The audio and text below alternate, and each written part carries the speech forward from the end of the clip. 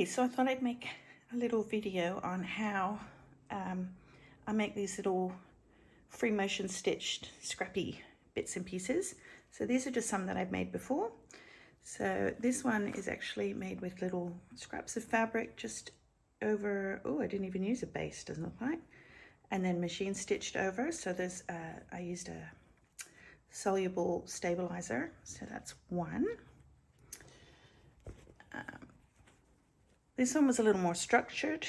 So this one I've actually got some quilt batting. Oh, look at my loopy loops there. And this is more strips, and I sort of, yep, so there's no threads on this one, which I'm going to be using threads today. That's another one that was like a little bit more structured, but this has got, if you have a look, it's got little threads, little bits of burlap, little bits of yarn, as well as the fabric strips, and then just machined over. This one was a bit of an experiment, but that's got lots of yarn, little silk and satin and even velvet scraps in there. And this one I had shaped into a bowl, but it wasn't quite right, so I rinsed it again and flattened it out. This is one of my favorites, this little one. Just all little scrappy bits and lots of different color threads.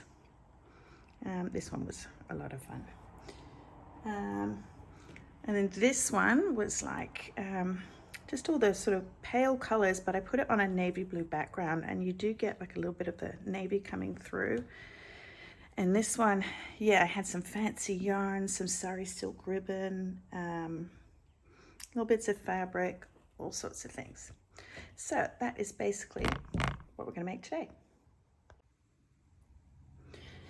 Okay, so let's go through what we're going to need. So for this one, I'm going to do it on black. Not something I usually do, but I'm going to do a black base. And then I've just gathered up little bits and pieces from all the stuff I have. So we've got a little bit of sari silk ribbon, a few like interesting yarns. These are some strings that I used to hold some bundles shut when I was dyeing. I was doing dyeing with some onion skins or something. This I thought was pretty cool. This is part of like a shawl that I found at an op shop. Then I've got this gold fabric. I think that'll kind of go in with it. Then I might just tear a few little strips. And I've got some of this, which has a really cool texture, and this is hand dyed. And these are little recycled hand drying towels from a hospital that are then repackaged, well, professionally cleaned, repackaged and sold. But again, it's the texture on that's pretty cool. So that's what I'm gonna use. Then you're gonna need some scissors. You're gonna need some pins or some glue. I'll probably use a bit of both. Now this, I've never used this exact one before. So this is water soluble interfacing. So this is what we're going to put on top and pin down to hold our design in place while we sew it on the machine. But we'll get to that. And then you need some thread. And that's about it. So I'm just going to get all my little strips and bits and pieces ready to start laying out. I'm just going to cut them into littler pieces, and I'll be back. Okay, just jumping in here again because as I was getting that, excuse my mum's dog, he's very barky. I found a few other bits and pieces that I wanted to use. So I found some wool roving, some more little bits of fabric. I found another little yarn that I thought is pretty cool. A few more strips of different fabrics. Oh yeah, this is like a hemp string and some little cut up bits like this. And of course we can't forget the orts. So this is my jar of orts. So I save all of my threads because when you do a lot of fabric tearing like this, obviously you get a lot of threads. So I save them, and I'm going to be using them in this as well. So, okay, I just have a few more little bits to cut up and get ready, and then we'll start putting it all together. Okay, so I find it best usually to start with the fabric strips. Now, I'm not going for any I'm not trying to make a landscape or anything. This is just random pattern. So literally you just start laying out your bits, like see, and you might think, oh, that's a bit wide. So you know what, easy, snip, and just different angles, different, see all these little threads. I could have left those, but let's say I want to do something, kind of frame the bottom. And crisscross, you can curve them, you can like bend them over. You know, they don't have to be straight. And with the fabrics, you just, basically want to put these down first, because sometimes the little things, if you don't do them first, they're going to get covered up and sort of lost. So I'm feeling, oh, I might even do like a little, should we sneak a little symbol in there? Let's sneak a little symbol in there, why not? Well, it's not the right color, but. And we got some of the sari silk ribbon. And again, that's a little long, so I'm going to cut that one down. And I love it when they've got things like these rust spots. So let's, I don't know, let's kind of, we'll do a little bit of a sort of frame. That wants to fold, so you know what? We're going to let it fold. Let's do another one down here. Anyway, you don't need to watch all of that, so I'll just finish laying out my little bit of strips, and then I'll be back and we can start on the little bits. Okay, so we're coming along. I've had to cut up a bit more fabric, and I just wanted to show that I'm doing a little different. Just some of these, I'm just scrunching them up because this is a really lightweight cotton. That was from an old shirt. So we don't need to have all straight lines, obviously. In fact, we probably want to actively avoid that. This one, not so easy, so I'm just going to kind of layer. So we're basically just trying to cover up the black because we want this. This is the whole idea. It's to make a new fabric. So again, some of these little bits, I'm not pulling off the threads. I'm just scrunching them. This one did not tear very well, but that's kind of why I love it. So we need a little scrunch down in this corner.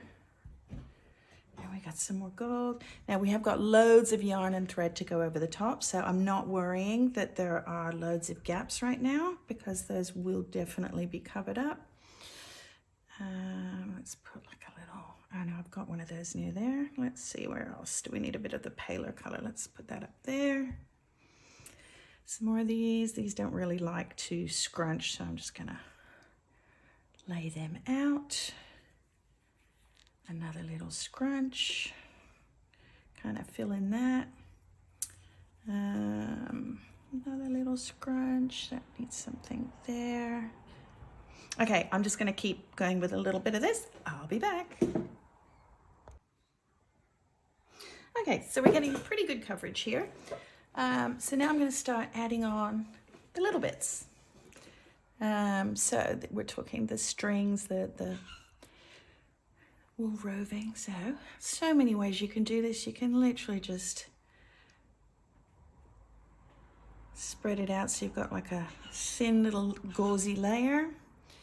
You could pull some out, give a little bit of a twist, and you could make it like into a little spiral. I've had too many coffees today, so I've got shaky hands, but yeah, let's put a little circle in there. So we're just filling in the gaps and having a bit of fun. Now this one's quite dramatic.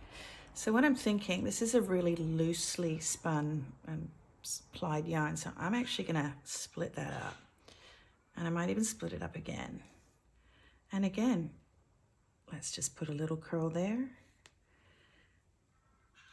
a little bit there. And again, this dark is really gonna stand out, so let's kind of get some up here. And you can also try and outline your shape a little bit if you want, sort of delineate what's gonna be the corners. Oh, let's play with these. I love this when I found it in the op shop with little scarves. So, I mean, you don't even need to place. You can literally just go boop, boop, boop.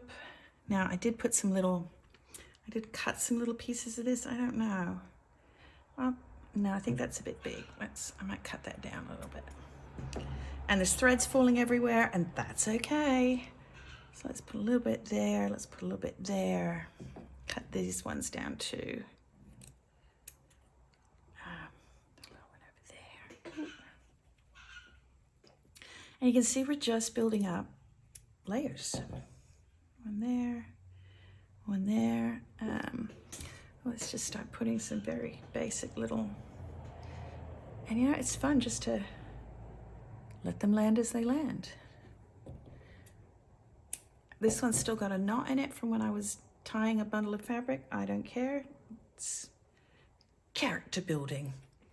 What next? I might do a little bit more of this, make some little fluffy bits, just where it doesn't have any fluff. Way down there.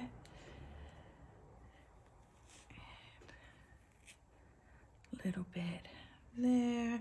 Now just remember, you don't want to be covering up too much of what's underneath. So I will try and get, you know what, I still think that's a little big. I don't want it to like be overwhelming. So we'll put some little patches of this around. You know what, I'm just gonna put them where they fall. That's it. It looks like a little piece of pizza. And that looks like a big piece of pizza, but I'm gonna cut it up. Let's kind of throw one in the middle. What next? Let's, these are some more little bits of dyed string, but they've all frayed and I think they look so cool. They're like little curly whirlies. So let's just throw some little curly whirlies. There's absolutely no method to the madness. It's just have fun. This is collage, the freedom of just going with it and I'm going to save my little Ort threads for last because they are the smallest, but they're going to just put a really cool little, now see, somewhere like that, there's definitely going to be a little bit of some of the black is probably going to show through. And while that's okay, I might kind of try and put a little bit more in that area because I don't want too much of the black coming through. So just, and there's another little bit there. Some more curly whirlies.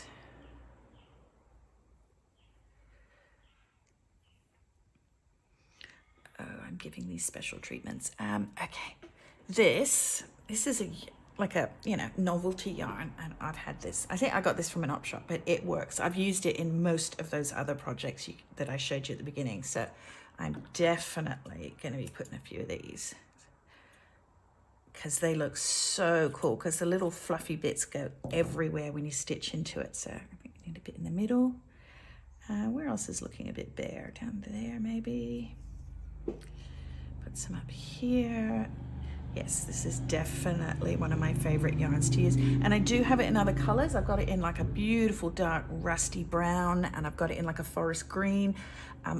Thrift stores or op shops are a fantastic place for this stuff because so many people will buy them to use them in a knitting and crochet project, break out the needles and realize this stuff's a nightmare to crochet or knit with. It's an absolute bloody nightmare, but it's perfect for this. Okay, so you can kind of give it a little pat down. What else? I might just do, I love these little black ones showing up, like they just kind of pop out at you. Let's put another little one down there. We're getting there. Now don't forget, this is going to be really smushed down when you do all the stitching. Here's some more. Should be in my Orts threads, and this is, yeah, I think we're ready for this now. So I'm going to break out my threads. So now these, I'm lucky what's at the top is all fairly neutrally colors because I was doing some dyeing the other day and with natural dyes. So I don't have like any hot pinks or anything like that near the top. A little bit of gold there, but you know what? A little bit of color is fine. And we're just kind of throwing spaghetti at a wall here. Tiny spaghetti. Unusual wool. Okay, so I will finish this, then I'll show you the next bit.